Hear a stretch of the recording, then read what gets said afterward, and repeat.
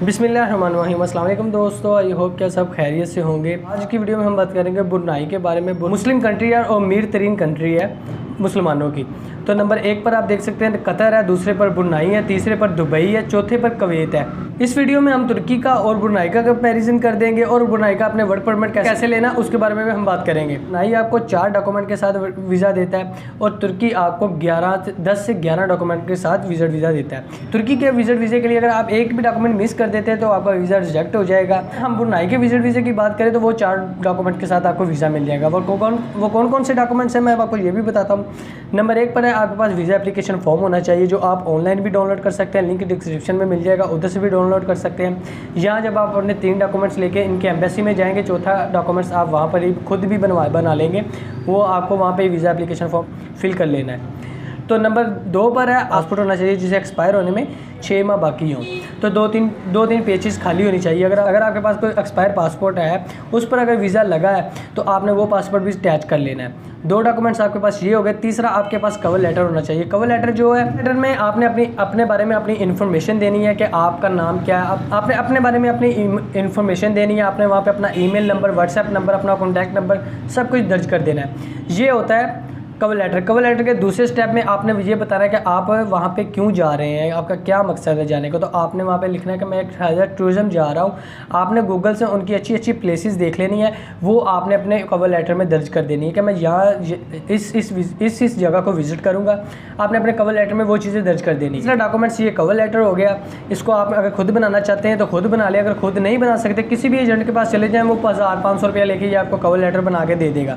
Number 4 पर है आपके पास बैंक स्टेटमेंट होना लाजमी है। स्टेटमेंट आपने बनानी कैसे है वो मैं आपको तरीकाकार बता देता हूँ। अगर आपने जॉब शो की है तो आप इस तरह कर सकते हैं कि अपने अकाउंट में आपने 26 या 27 तारीख को कम से कम भी सैलरी जो 40,000 शो करे, आपने 26 या 27 तारीख को 40,000 अपने अकाउंट में डाल देना है और 1 या 2 तारीख को उसी 40,000 को दोबारा निकाल लेना है। आप तकरीबन 3-4 माह ऐसा ही करें तो एम्बेसी को इससे पता चलेगा कि आपके अकाउंट में सैलरी आती है और आप यहाँ पे जॉब कर रहे हैं। आप बैंक स्टेटमेंट बना सकते हैं। अगर आपने बिजनेस शो किया तो आप ऐसा करें कि 2-5 हज़ार डाल दिया अपने अकाउंट में और 10-5 दिनों बाद 5,000 निकाल लिया, 20,000 डाल दिया। आप ऐसे अपने अकाउंट की आई चलाई करें। इस तरह समझ आता है कि आप एक बिजनेसमैन हैं। ये तो बेहतरीन रास्ते हैं बैंक स्टेटमेंट बनाने के। तो आपने जब बैंक स्टेटमेंट बना लेनी है अपनी, तो जब आप अपनी स्टेटमेंट लें तो वहाँ के मैनेजर से अपना साइन करवा लें कि आपका क्लोज बैलेंस आज 2.5 लाख रुपया है। तो ये आप बैंक स्टेटमेंट ले लें। और एक एक्स्ट्रा चीज़ आपको बता देता हूँ कि आपने करना क्या है। आपने किसी एजेंट के पास जाना है, उससे कहना है कि मुझे ब्रुनाई की एडवांस टिकट कर दे।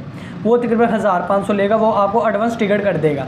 अब आपने क्या करना है, आपको टिकट मिली है अगले महीने की 10 तारीख को, तो आपने वो फॉर्म एजेंट से लेके वो भी अपने डॉक्यूमेंट के साथ अटैच कर देना है। तो वो अपने कवर लेटर में आपने लिख देना कि मैं यहाँ से 10 तारीख को जाऊँगा पाकिस्तान से और मैं वापस इस तारीख को आऊँगा। तो जब आप रिटर्न टिकट देखेंगे तो आपने रिटर्न टिकट भी ऐसे ही करवा लेनी है।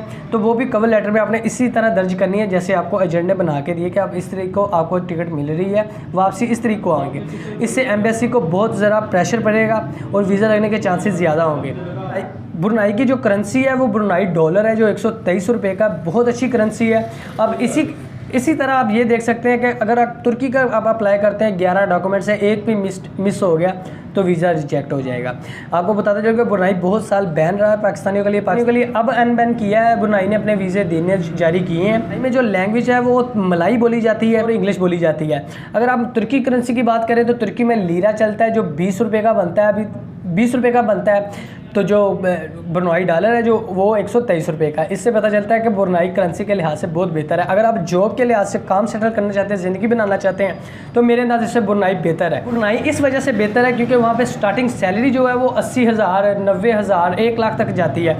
तुर्की में जो स्टार्टिंग सैलरी है वो 35,000 से लेकर 50,000 के राउंड बाउंड सैलरी है। 1.5-2 लाख ला के आप तुर्की जाते हैं, वहाँ पे रेड कार्ड अप्लाई करना, ब्लू कार्ड अप्लाई करना, कम से कम आप 2.5 से 3 लाख रुपया खर्च कर देते हैं वर्क वीज़ा लेने के लिए तुर्की का।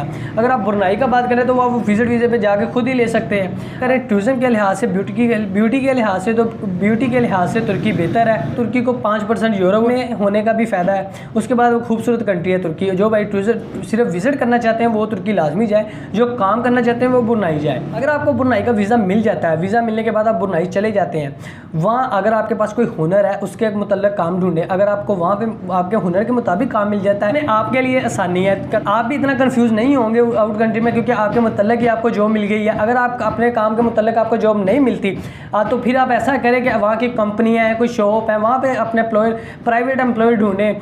तो अगर आपको प्राइवेट एम्प्लॉय मिल जाता है या किसी कंपनी में जॉब मिल जाती है, वहाँ से आपको वापस पाकिस्तान आना होगा, तो फिर वो जो एम्प्लॉयर आपको हायर करेगा सारा खर्चा आपका वो करेगा, वर्क परमिट वो इशू करके देगा, अब आपको दोबारा पाकिस्तान से वो बुलवाएगा, तो ये सारी चीज़ें आपका एम्प्लॉयर करेगा।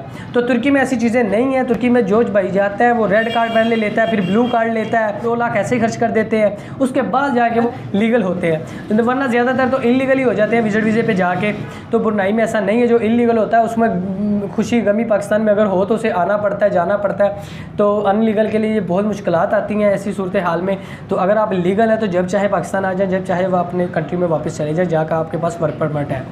तो ब्रुनाई एक बहुत बेहतरीन ऑप्शन है जो ज़िंदगी स्टार्ट करने के लिए, वर्क वीज़ा हासिल करने के लिए।